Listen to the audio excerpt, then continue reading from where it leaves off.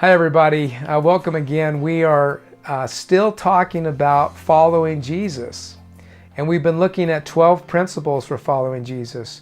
Today we're talking about something that I could frankly talk about for the rest of my life. I need to talk to you about prayer. The Bible says this in Philippians, and it's in your article. It says to worry about nothing. Now, I don't know about you, but that right there makes me laugh. The Bible says worry about nothing and pray about everything. So I would like to just talk to you a few minutes about my experiences about prayer, what I find to be true about prayer and what I find to be untrue about prayer. Let me talk about what I feel is not true about prayer. I don't believe that prayer is hocus pocus. I don't believe that just because I pray something, that will happen.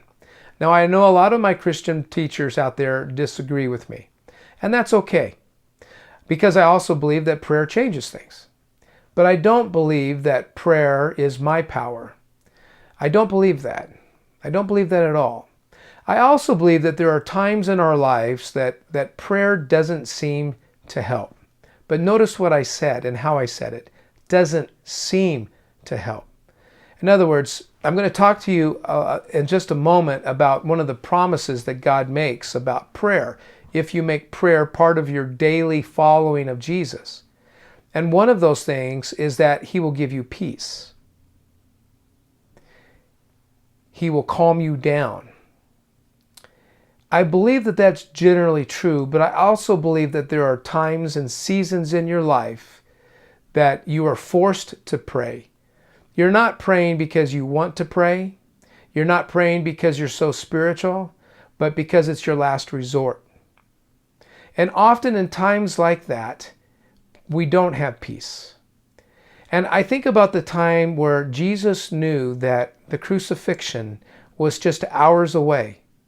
And it appears to me that even when Jesus prayed at that time, not only were the disciples unable because they were too tired to pray with Jesus, and they certainly didn't understand what Jesus understood, that even in Jesus' prayer, He did not have peace.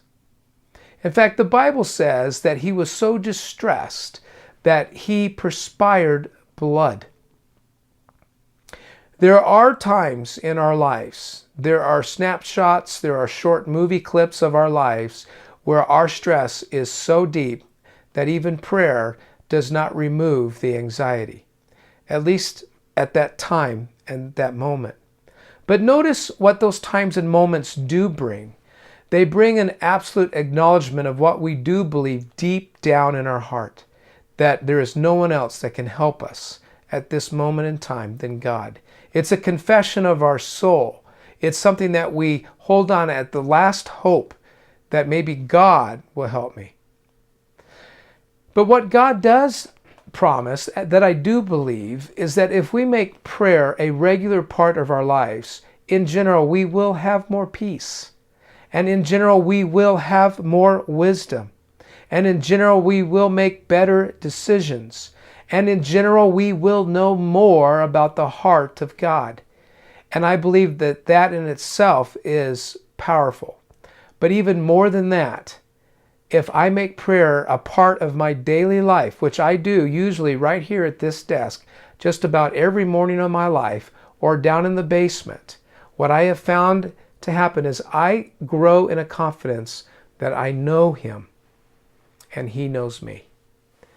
And to be honest, no matter what comes my way, whether it be sickness, whether it be devastation, whether it be enemies, whatever it might be, the one thing that I can say that prayer has done for me is that I have a feeling and not just an intellectual knowledge that I have a daily walk and relationship with God. That's what I want you to think about regarding prayer.